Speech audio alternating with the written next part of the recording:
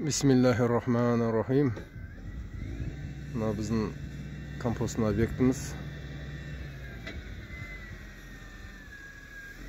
Qarayıp turganlar dayın kompostlar. Sarayıp turganlar әлі сирек күйінде. Мына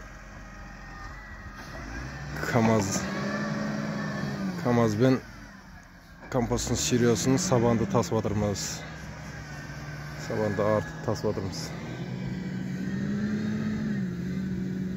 Толығымен 5 гектар жер осы компост дайындайтын объектіміз. Ең қысқа су жинап, бактериямен араластырып, құйып, 65-70 градусқа дейін қыздырып, компост дайындаймыз. Екінші КамАЗ артуға келе жатыр. КамАЗ артып кетеді. Екінші КамАЗ келеді. Аллах істеріңіздің берекесін берсін.